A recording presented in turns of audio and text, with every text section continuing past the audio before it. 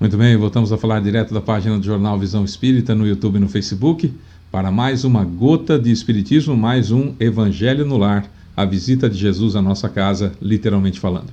Sou Fábio Pereira, é uma honra, um prazer, um privilégio falar com todos e cada um de vocês, também no Facebook, na página do Centro de Estudos Espíritas Caibar Schutel e ainda no Facebook e YouTube, na página Jornalista Fábio Pereira. Seja muito bem-vindo, vamos fazer o Evangelho completo com a oração inicial.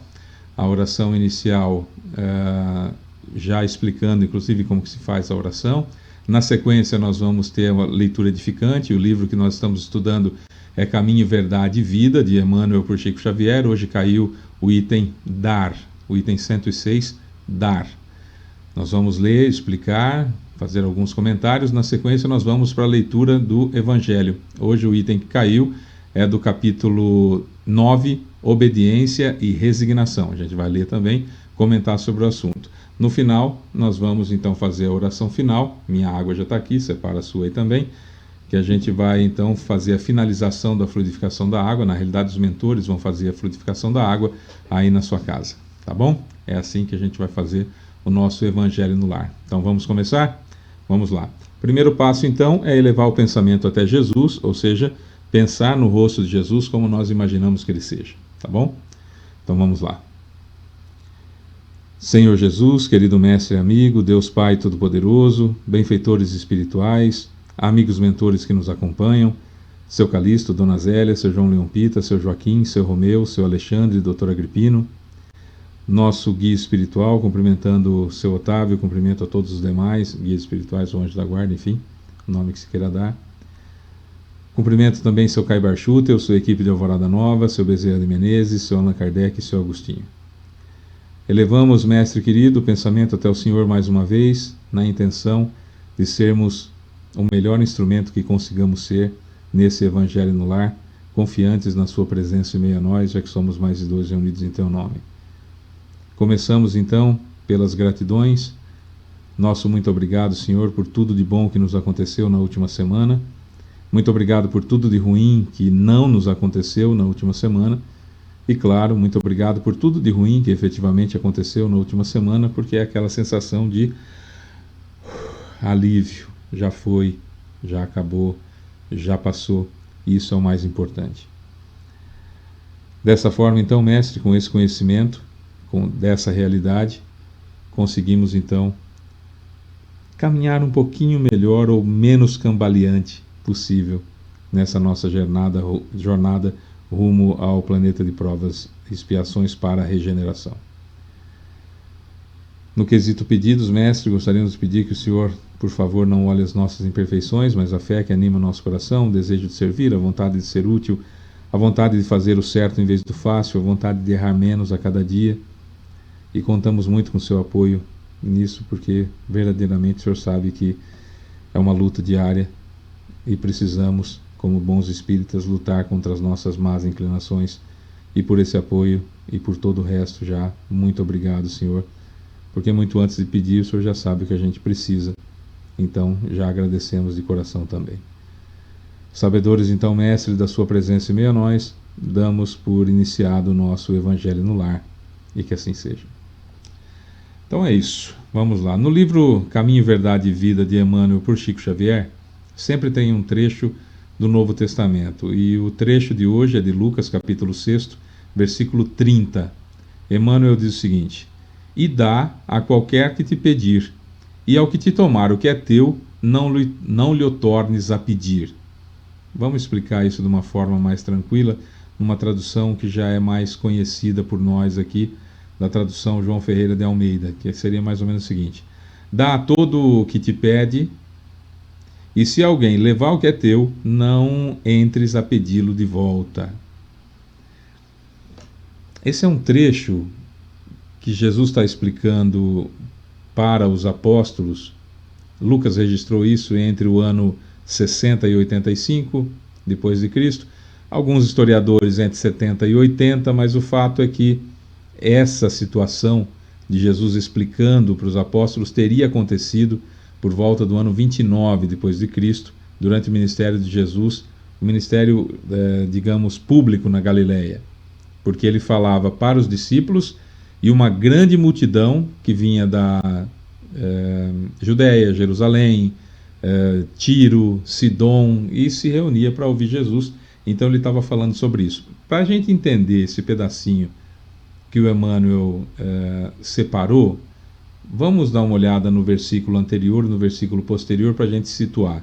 Então fica assim, capítulo 6, agora versículo 29, 30 e 31. Aí fica assim: ao que te ferir numa face, oferece-lhe também a outra, e ao que tirar a tua capa, deixa-o levar também a túnica. Aí o versículo 30. Dá a todo o que te pede, se alguém levar o que é teu, não entres a pedi-lo de volta. 31. Como quereis que os homens os façam, assim fazei-o vós também a eles. Tá, tem outras passagens do Evangelho que diz isso? Tem. Mateus, principalmente, a gente vai encontrar lá. Se alguém te bater na face direita, oferecer-lhe também a esquerda. Se alguém te pedir para caminhar com ele 1000 passos, caminha 2000. Se pedires a tua túnica, abandona também a tua capa. Não repilais aquele que vos quer pedir emprestado. Lembra dessa passagem? É isso, só que Lucas conta de outra forma. Mas é esse o ponto. E aqui, dá a todo o que pede, se alguém levar o que é teu, não entres a pedi-lo de volta. Não se furte a emprestar para as pessoas, a doar se você tiver. Esse é o ponto principal da chamada aqui. Claro que não dá para só pelo pedacinho, tem que ser um espírito muito evoluído como Emmanuel para poder explicar, porque, e a gente vai ler já o que Emmanuel diz, porque se a gente for analisar, Moisés instituiu a lei de talião. O que é talião? Retribuição. Lei de retribuição. O que isso significa? A lei de talião, ou lei de retribuição, era uma normatização que o Moisés trouxe, que era cabível naquele momento, que era assim: olha, o que o sujeito fez para você, retribui só o que ele fez para você, porque era comum. Vamos imaginar uma coisa simples, simplória. Você vem e mata uma galinha minha. Pelas leis vigentes, pela ideia, não necessariamente lei, mas pelo costume da época, eu ia lá e matava você porque você matou minha galinha, ou matava a sua família porque você matou minha galinha, ou então matava você e toda a sua família porque você matou minha galinha, principalmente se eu tivesse maior poder de fogo, fosse mais conhecido na região, enfim, se eu fosse mais importante que você. Então Moisés veio e instituiu a lei de retribuição, ou lei de talião, dizendo olho por olho, dente por dente, que queria dizer o seguinte: você matou minha galinha, o máximo que eu posso fazer é ir lá e matar a sua. Percebeu? Você veio e deu uns tapas no meu filho, eu vou lá e dou uns tapas no seu filho. Certo? É uma situação de equivalência do retorno, equivalência da vingança. Fábio, mas isso é um absurdo. Hoje é um absurdo. Quer dizer, nem tão absurdo assim, porque muitos de nós ainda incorremos no erro de achar que bandido bom é bandido morto. Então, quer dizer, o sujeito vem e assalta você, eu, nós que estivermos nessa situação, nós nem alcançamos ainda a lei de talião, que a gente já quer que o sujeito morra, já perca a vida porque ele assaltou. Entendeu?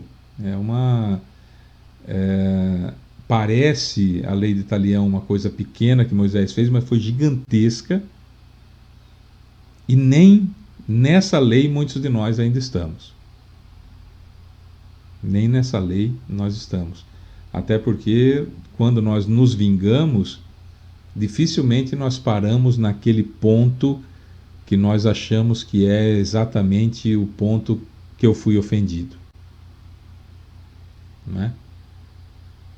Se alguém vem e rouba de mim R$100, eu vou em cima da pessoa, a agrido, pego a carteira dela, e se ela tiver mais de R$100 na carteira, muito provavelmente você, eu, algum de nós no exemplo que eu estou dando, poderíamos pegar mais de 100. Então significa que nem na lei de talião nós nos enquadramos ainda. Jesus já veio elevar ainda um pouco mais a situação de análise do que devemos fazer. E ele fala, olha, precisa ter misericórdia. Precisa ter misericórdia. Mais do que retribuir, está na hora de não retribuir mais. Então já veio lá, Moisés veio, trouxe a informação, tranquilo, beleza, revidar no máximo no mesmo ponto que a pessoa te ofendeu. Lei de talião, lei de retribuição. E eu já falo, ó, para com esse negócio, não resista ao mal que os outros queiram fazer para você, não. Melhor que não seja você. 2000 anos depois, vem Marco Prisco falar com Divaldo Pereira Franco, e com Divaldo Pereira Franco a situação é, se alguém te agrediu, agradeça por não ter, se alguém te agrediu verbalmente, agradeça por não ter te ferido. Se alguém te feriu, agradeça a Deus por ele não ter te matado. Se ele te matou, agradeça a Deus por não ser você o assassino. Quer dizer, já é um ponto acima ainda, não é? Que o Espiritismo, que é o cristianismo redivivo, que é o cristianismo puro, né, vem trazer aquilo que Jesus não podia falar naquela época, ou falou e a gente não compreendeu, e agora a gente vai entendendo um pouco melhor. Então veja, Moisés, lei de talião, olho por olho, dente por dente, que é normalizando o que tá, você quer se vingar? Até vai, tá na sua natureza, é isso? Tá, mas só até o ponto do que o cara fez para você. Lei de talião, lei de retribuição. Jesus veio e falou, ó, se alguém te bate nessa face, oferece a outra, bem. E aí Jesus volta trazendo os seus prepostos, entre um deles o Marco Prisco, que vem dar a comunicação pelo Divaldo Pereira Franco, falando que aquele revés que nós vamos receber, temos que agradecer no ponto tal de não sermos nós o assassino. Então a evolução é uma constante, mas vale aqui uma reflexão já no comecinho do nosso evangelho. Eu estou onde? Eu estou situado onde? Eu me encontro onde? Eu ainda preciso que a lei de talião barre uma vingança que seria, aspas, exagerada.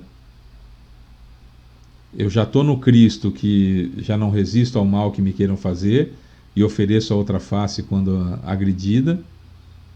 Ou eu já sou espírita de entender que não importa o revés que eu sofra, eu sempre vou agradecer que não seja o pior, e quando o pior, que eu entendo que o pior aconteceu, eu vou agradecer de não ser eu o causador do pior. Onde eu estou? O ideal seria que todos nós estivéssemos na última situação que recomenda o Marco Prisco. Mas nós vamos notar que muitos de nós oscilamos entre todas essas situações várias vezes ao dia. Em alguns momentos do dia nós estamos antes da lei mosaica ainda, né? Nós estamos na vingança absurda e muito além da ofensa. Em alguns momentos nós somos como Marco Prisco recomenda. Em alguns momentos nós somos como Cristo recomenda. Em alguns momentos nós estamos ainda limitados pela lei de talião. Não é de todo ruim nós estarmos oscilando entre as categorias que eu coloquei. Não é de todo ruim.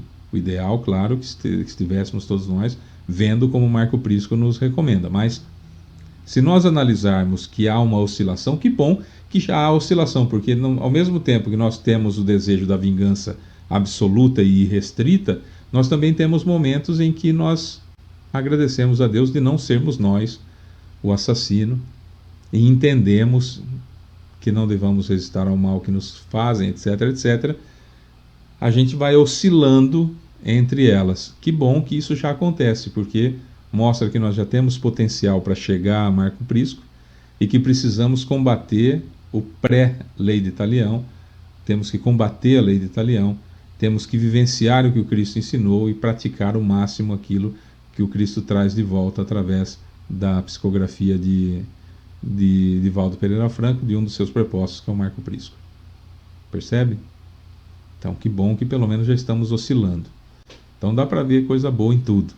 Dá para ver sempre uma coisa boa em tudo.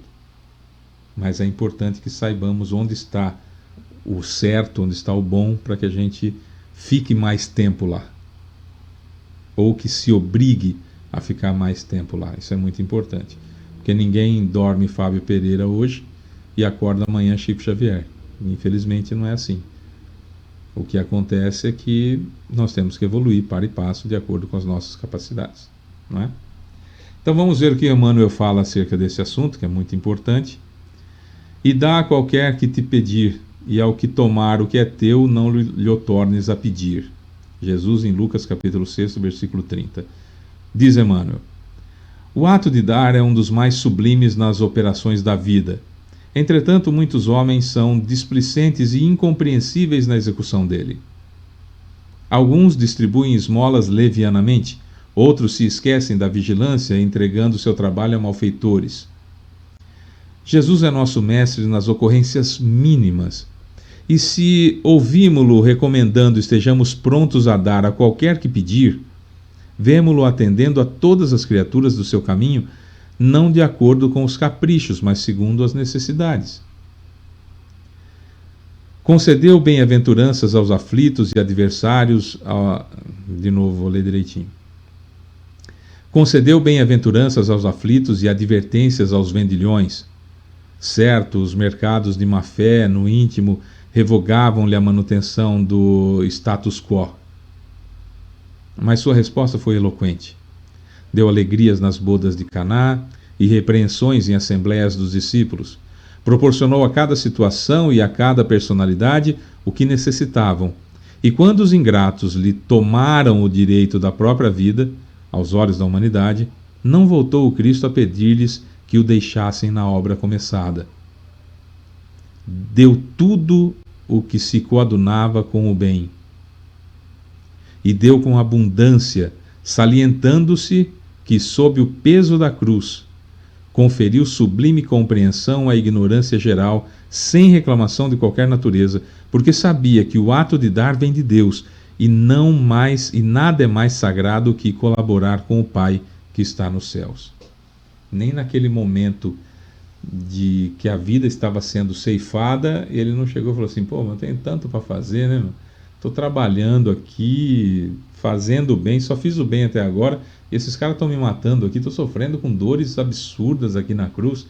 Não foi essa a fala dele. A fala foi: Pai, perdoa-lhes porque eles não sabem o que fazem. Também não se sentiu ofendido, então o perdão ele pediu em nosso nome, a Deus. Ele não precisava perdoar porque ele não se sentiu ofendido, ele entende, ele sabe exatamente o que nós sentimos, o que nós estávamos pensando, como nós agíamos. E entendia que é um caminho a ser seguido e que é uma crescente. Nós sabemos disso? Sabemos, conosco. Mas nós conseguimos fazer isso com o próximo, com as outras pessoas? Não. Com as outras pessoas, muitas vezes nós agimos antes da lei de Talião e nós punimos as outras pessoas além da ofensa que nós recebemos. Muitas vezes nós agimos com os outros, como na lei de Talião, exatamente olho por olho, dente por dente, na mesma medida que fomos ofendidos, retribuímos. Mas Jesus já mudou isso. Nós ainda não. Vamos lá, muitos de nós sim, muitos de nós já sabemos oferecer a outra face. Muitos de nós também já sabemos entender que quando recebemos algo ruim, agradecer, como fala o Marco Prisco: se alguém me xingou, agradeço por não me bater; se alguém me bateu, agradeço por não me matar; se alguém me matou, agradeço que não fui eu o assassino. Às vezes até, como eu disse agora há pouco, alternamos no nosso dia a dia, ou nos nossos momentos, a gente alterna entre um e outro. Se eu me esforço e quando vejo não conseguir e tento de novo, ótimo. Perfeito. Se eu não conseguir e deixo para depois, e passo a mão na minha cabeça dizendo assim, não, mas também ainda sou muito imperfeito, sabe como é que é, né? Então é uma situação que uma hora vai dar certo, uma hora eu vou evoluir. Procrastinando, deixando para depois por preguiça, isso vai custar caro. Ah, Fábio, você está dizendo então que Deus vai me castigar? Eu falei isso? Eu falei que vai custar caro para você mesmo, para mim mesmo, para nós mesmos, porque quando nós entendermos o que está acontecendo, que no jargão popular a gente fala até quando cair a ficha, aí vai ser complicado, porque nós vamos ver o tamanho do mal que nós causamos, que não necessariamente deveria ter acontecido. Percebe? E aí eu tenho que reparar, porque a lei hoje é de responsabilidade. Eu sou responsável por aquilo que eu faço. E um detalhe importante, em muitos casos, eu sou responsável também pela atitude que o outro tomou a partir do ato que eu fiz. E isso eu vou me cobrar lá na frente, você vai se cobrar lá na frente, nós vamos nos cobrar lá na frente. E é importante que nós saibamos disso. Porque não vai dar para nós alegarmos ignorância. Chegar lá e falar, mas eu não sabia. Sério que você não sabia? O tanto de encarnações que você teve no mundo primitivo, em que aprendeu tudo que era certo e que era errado que podia ser feito. O tanto de encarnações que você tem em mundos de provas e expiações. Ouvindo, entendendo, porque esses defeitos que você tem hoje não são defeitos novos, porque ninguém retrograda, ninguém involui, vou usar um pleonasmo para marcar bem, ninguém volta para trás. Ninguém, não é em número, mas vamos brincar, ninguém está na evolução 10 na encarnação passada e está na evolução 8 nessa encarnação, isso não existe. O espírito não retrograda, isso significa que todo e qualquer defeito que eu tenho hoje eu já tinha. E faz tempo, sempre tive. Só não consegui tirar de mim. Fábio, mas eu tenho o defeito de apostar. Eu aposto em bets. As bets não existiam antigamente. Não? Não tinha palito, não tinha dado, não tinha pedra, não tinha cobra que você batia na cabeça e tirava, e você tinha que tirar as pedras que estavam perto dela. Quem fosse picado perdia, literalmente.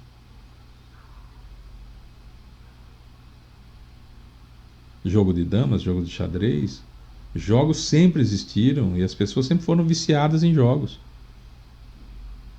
E quem é viciado em jogo hoje, sempre foi viciado em jogo. Ele não é a primeira encarnação que ele é viciado em jogo. Então, isso é importante nós entendermos. Porque se essa é a primeira encarnação que você, eu, nós somos viciados em jogos, significa que nós evoluímos da encarnação anterior para essa. E isso não acontece. Parece uma coisa óbvia, mas às vezes o óbvio é preciso ser falado também. O espírito não retrograda, o espírito não evolui. Usando o pleonasmo de novo, o espírito não volta para trás. Então não aparece defeito novo. O que aparece é a consciência de que se tem aquela deficiência, aquele defeito. E aí combate-se. Aí tudo bem. Fábio, olha, todas as encarnações até agora, eu nunca percebi que eu tinha um problema com o jogo. Vamos imaginar, vai. Nunca percebi nenhuma encarnação. Nessa daqui, eu acabei percebendo.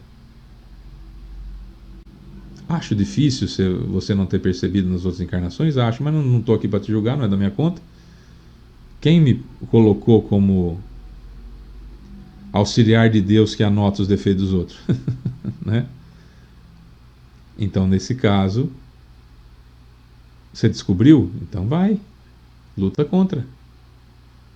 Reconhece-se o verdadeiro espírita por sua transformação moral e pelos esforços que faz para domar suas más inclinações. Reconhece-se o verdadeiro espírita por sua transformação moral. Descobriu que é errado, para de fazer. E pelos esforços que faz para domar suas más inclinações. Luta, meu filho, contra isso. Porque você, se não perceber, vai fazer de novo. E às vezes percebendo, vai fazer de novo. Uma hora você vai ganhar, uma hora você vai perder, ganha, perde, perde. Vamos perder mais do que vamos ganhar, até que chega uma hora que a gente só ganha, tá? E é uma vitória contra nós mesmos. Ninguém vai ver, ninguém vai te aplaudir, ninguém vai nem saber que você venceu essa má inclinação. E é assim que acontece mesmo. E é importante que seja assim. É extremamente importante que seja assim. Então veja, nós estamos numa situação extremamente importante, que é com acesso ao conhecimento espírita, e que dá para pegar essas instruções e colocar para assim, poxa vida, não é para mim que o Fábio está falando, evidentemente, porque nem me conhece. Mas olha que importante o que ele está falando, porque está me ajudando aqui a perceber que eu preciso lutar nisso aqui. Já estou extremamente feliz, porque veja bem, eu sou imperfeito. E se eu for esperar ser perfeito e não ter mais nenhuma mazela para fazer aqui o Evangelho no lar, jamais eu vou fazer. Nenhum de nós vai fazer. Não vai ter nenhum orador espírita mais. Não vai ter ninguém que pode escrever livro mais, nada. Nem Chico Xavier, nem Divaldo Pereira Franco, nem Raul Teixeira, nem Manuel Cristiano, nenhum de nós. Nenhum de nós. Não tem quem não tem defeito. Não tem nenhum de nós que não faça um estudo, uma palestra, sem ouvir primeiro.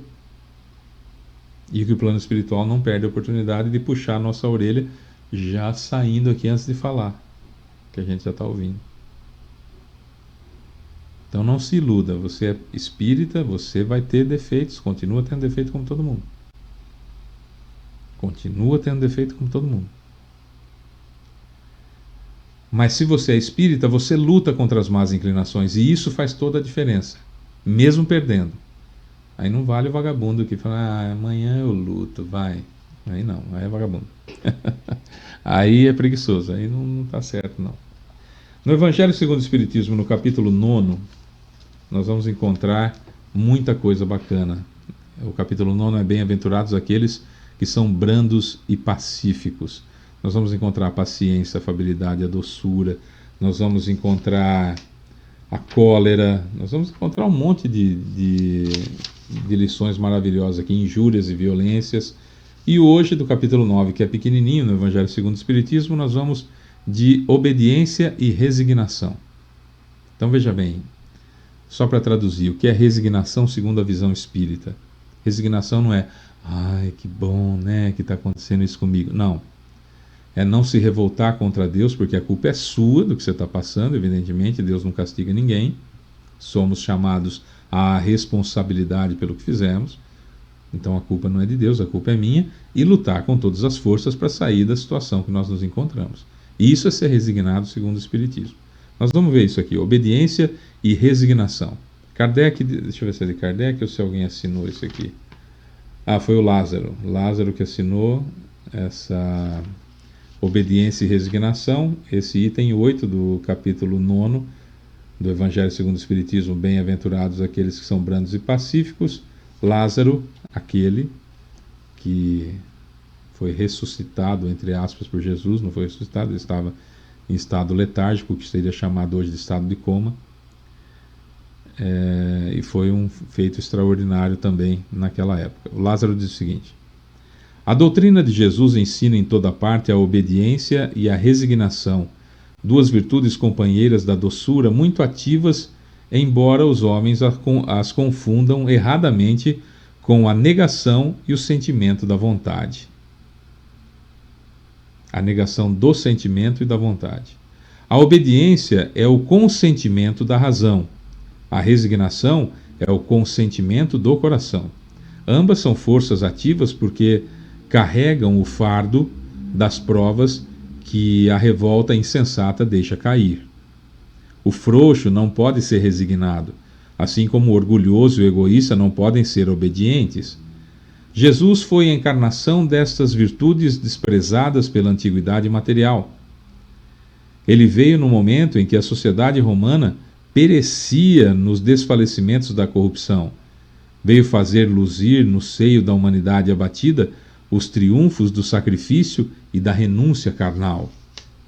Cada época está assim marcada com o selo da virtude ou do vício que a deve salvar ou perder. A virtude da vossa geração, que é a nossa, né, é a atividade intelectual. Seu vício é indiferença, seu vício é a indiferença moral. Eu digo somente atividade porque o gênio se eleva de repente e descobre sozinho os horizontes que a multidão não verá senão depois dele, ao passo que a atividade é a reunião dos esforços de todos para atingir um fim menos grandioso, mas que prova a elevação intelectual de uma época.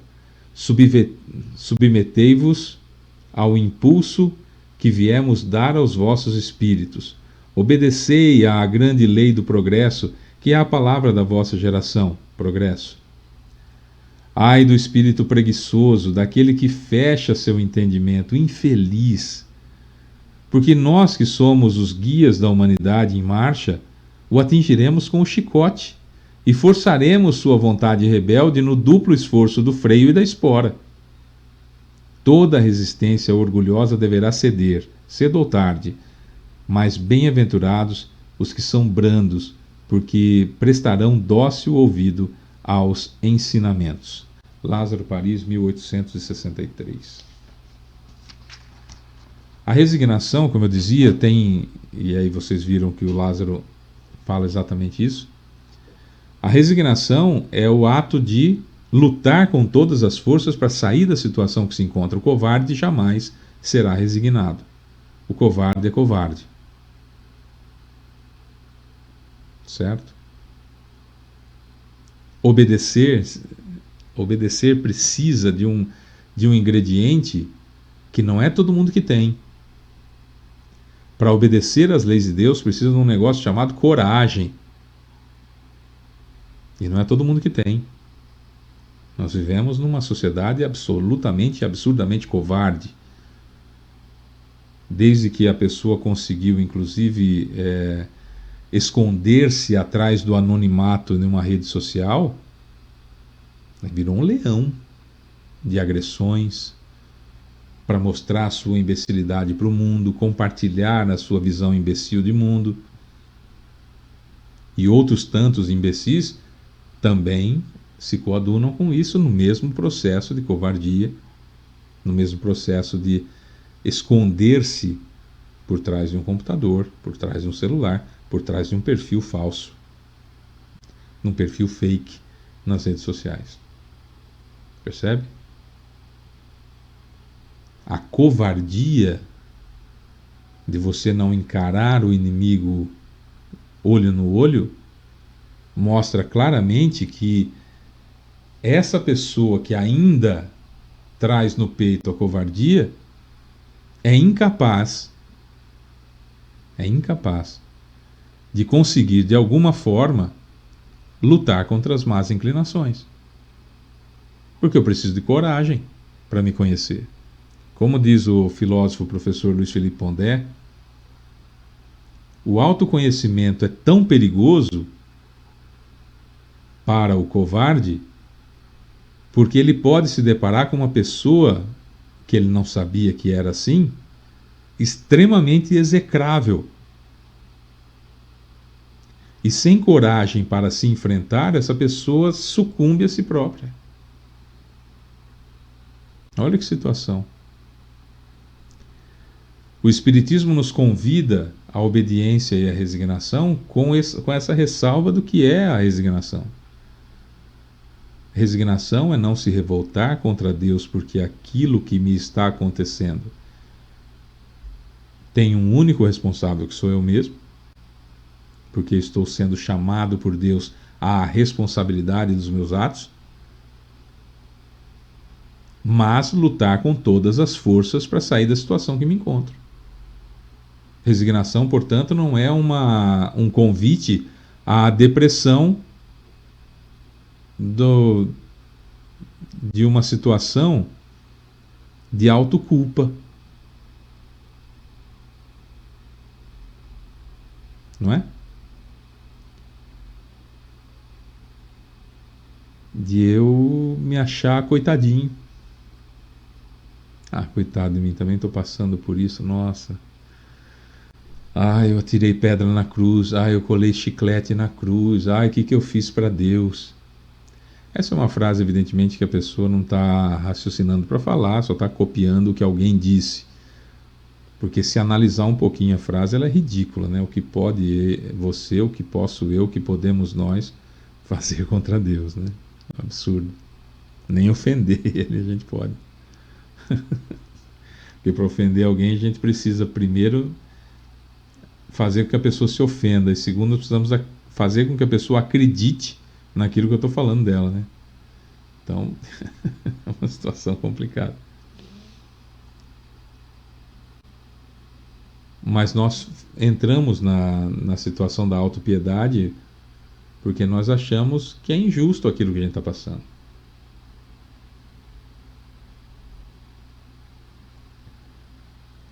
Ah, Fábio, mas não existem pessoas que caem em golpe? Há pessoas que caem em golpe. Há pessoas que caem em golpe, o golpe mais recente, principalmente em grandes cidades hoje, dois bandidos se aproximam e olham alguém que está com a bolsa do lado ou no meio das pernas. Normalmente do lado, com a bolsa do lado. Então a pessoa está cuidando da bolsa o tempo todo. Então não tem como roubar a bolsa da pessoa. Então um bandido vai atrás da pessoa, fica de costas para ela, como se não tivesse nem prestando atenção em quem está sentado com a bolsa. E o outro bandido passa na frente da pessoa e derruba a carteira ou derruba o dinheiro. O movimento que a pessoa de bem faz, pessoa boa, que a pessoa faz para ir lá catar a carteira e devolver para o sujeito, é o instante que ela se descuida da bolsa e o bandido que está atrás pega a bolsa e leva embora. Entendeu a cena? Então imagina alguém sentado num banco com a bolsa do lado.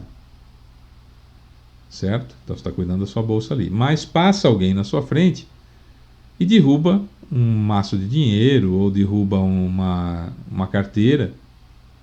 E essa pessoa que está sentada, no intuito de ser útil, ela não vai querer pegar a carteira para ela, ela não é egoísta, ela só quer fazer o bem para outra pessoa, porque ela está pensando assim, poxa vida, se eu perdesse a carteira, eu gostaria muito que alguém fizesse o que eu vou fazer. E a pessoa se levanta e às vezes não pega a bolsa, se levanta, deixa a bolsa sozinha, se levanta, pega a carteira e entrega para a pessoa. E a pessoa então abraça, olha, muito obrigado pelo que você fez, não existem pessoas honestas assim no mundo como você, muito obrigado, tal. Nesse instante, enquanto se está conversando, o outro bandido que está atrás pega a bolsa e vai embora. Quando a pessoa que fez o bem, porque é uma pessoa de bem, fez o bem, volta para o banco, vê que foi roubado e que a bolsa foi levada. Essa pessoa caiu num golpe. Ela caiu num golpe porque ela é ruim? Ela caiu num golpe porque ela está pensando em lucrar alguma coisa com aquela carteira? Ela quis fazer o mal e aí então a sua vaidade, o seu egoísmo, a sua cobiça, o seu orgulho, a sua inveja agiram naquele momento? Não, foi um sentimento bom. Foi um sentimento de utilidade, de fazer o certo. Mas os bandidos eram mais ardilosos, nem mais inteligentes nem mais espertos, mais ardilosos, e tramaram contra aquela pessoa, que foi roubada porque tinha autorização no seu planejamento encarnatório para passar por isso porque no passado roubou outras pessoas, quer seja no passado dessa encarnação, na encarnação imediatamente anterior, ou outras para trás que estão sendo trazidas à tona nessa encarnação como responsabilização, em que essa pessoa está sendo responsabilizada pelos atos do passado. Percebeu? Fábio, então agora se eu fizer a mesma coisa levando a minha bolsa, tá tudo certo? Tá tudo certo. Porque uma vez aprendido o golpe, a gente não cai mais. Mas os golpes vão sendo modificados a cada dia. Porque há muita gente de bem, com passado delituoso de outras encarnações, mas de bem hoje, que já atingiu um patamar diferente.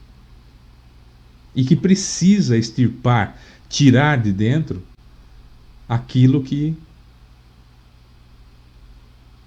colocou em outra encarnação, percebe? Daí o toque do Cristo, ó, se alguém bater na sua cara, véio, oferece a outra, não resista ao mal que queira fazer, seja obediente às leis de Deus, tenha resignação, porque você tem um passado triste. É só analisar da seguinte forma: você, eu, nós, hoje temos rompantes de, vamos dizer, de vingança, temos rompantes de vontade de dar um soco em alguém, ou de que caia um piano na cabeça de alguém quando eu não tenho condição de agredir a outra pessoa. Certo? Você e eu temos momentos, nós temos momentos assim. Volta 300 anos no tempo. Volta 500 anos no tempo. Como será que você era? Como será que eu era? Se hoje é o dia que nós estamos mais evoluídos desde que fomos criados, volta 300 anos no tempo. Volta 500 anos no tempo. Muitos de nós vencemos o racismo, mas muitos de nós ainda somos racistas. Muitos de nós vencemos o racismo, muitos de nós ainda estamos lutando contra ele. Muitos de nós, mesmo vencendo o racismo, ainda comentamos frases do racismo institucional.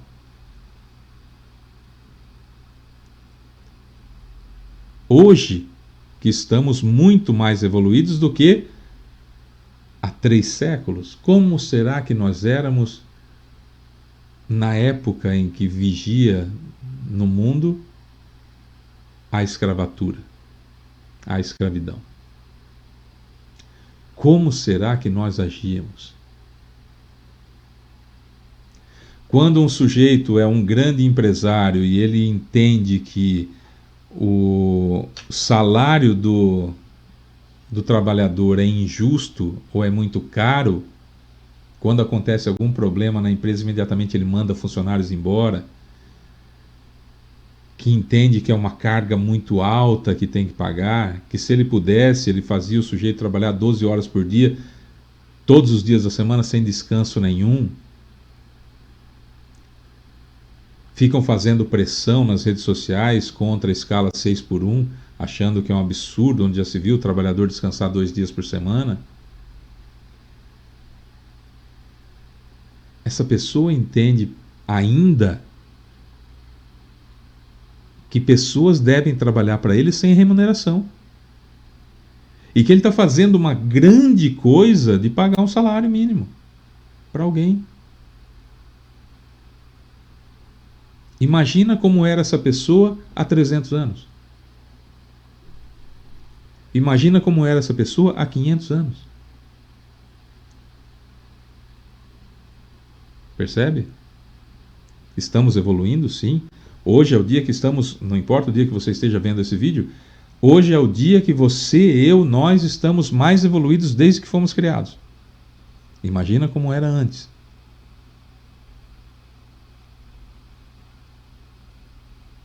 Por isso que quando alguém critica a gente, eu aprendi isso com meu amigo Kemi, Quando alguém critica a gente, fala assim: nossa, mas você é espírita e você age assim? Imagina se eu não fosse.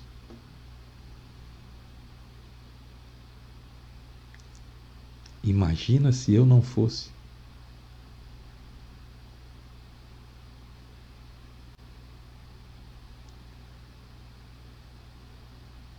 Obediência às leis de Deus, resignação. Essas duas palavras requerem algo extremamente importante e raro nos dias de hoje, que se chama coragem. Oferecer a outra face requer algo chamado coragem. Coragem. Coragem é mosca branca, é muito raro encontrar nesse mundo de covardes.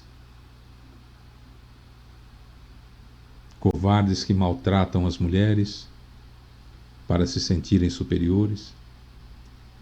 Covardes que não conseguem encarar o mundo fora de casa e descontam isso como déspotas domésticos que são contra os filhos e a esposa. Porque ali dentro de casa ele é rei.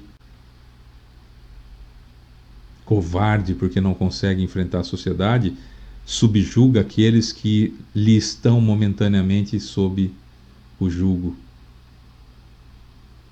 Percebe? Covarde atrás da rede social.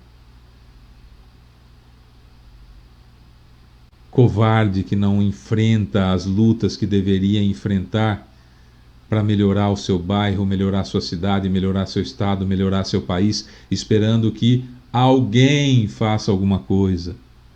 É um covarde que não se mexe.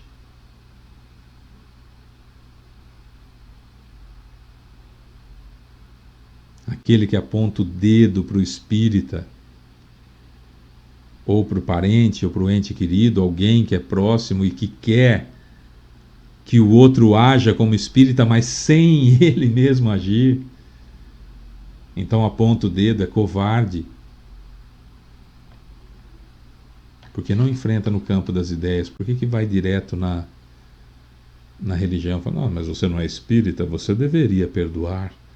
Você não é espírita, você deveria ser condescendente. Você não é espírita, você deveria ser tolerante.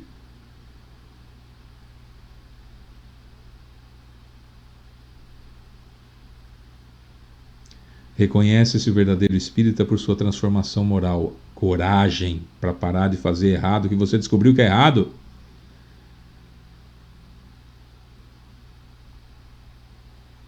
Reconhece-se o verdadeiro espírita por sua transformação moral. Descobriu que é errado, para de fazer. Tem que ter coragem.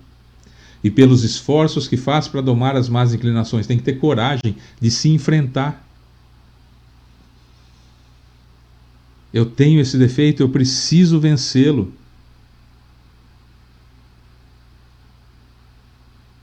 Não é dar satisfação para os outros se eu estou vencendo ou não. É lutando contra. E também não espere que os outros percebam a sua luta, porque não é uma coisa que consegue se ver. Não é uma coisa que você consegue ver, ué. Está dentro de cada um. Coragem. Em todos os sentidos. É o que nós precisamos ter. Coragem para ver que o nosso casamento é uma porcaria. Coragem para ver que eu fui um mau pai. Coragem para ver que eu fui uma má mãe. Coragem para ver que eu fui um mau filho. Que eu fui uma má filha e assim sucessivamente. Coragem para ver o mundo como ele é.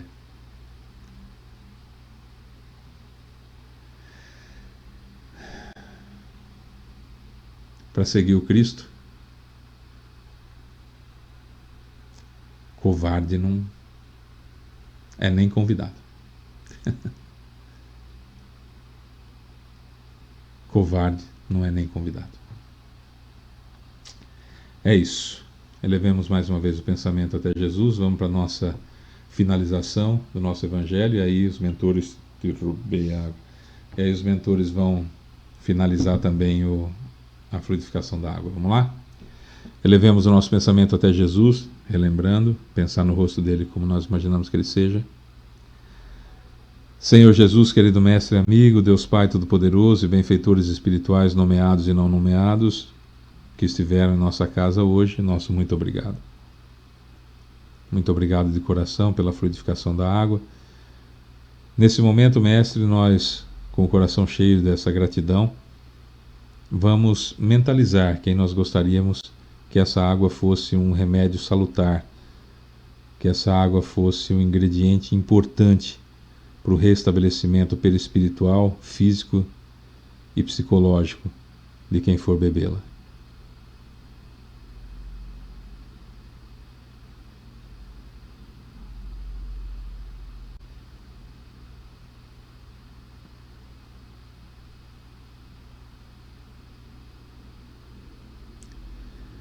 É isso, Mestre, nossa gratidão eterna pela oportunidade, pelo fato de o Senhor não ter esquecido da gente e principalmente por não nos abandonar, continuar insistindo na nossa evolução e por isso nosso muito obrigado de coração. Na próxima semana estaremos novamente aqui e, se Deus quiser, com a presença do Senhor e dos mentores amigos. Um beijo no coração e que assim seja. E para vocês, meus queridos, um beijo enorme no coração. Até a próxima semana, se Deus quiser, com mais um Evangelho no Lar. Beijo para você que fica. Tchau.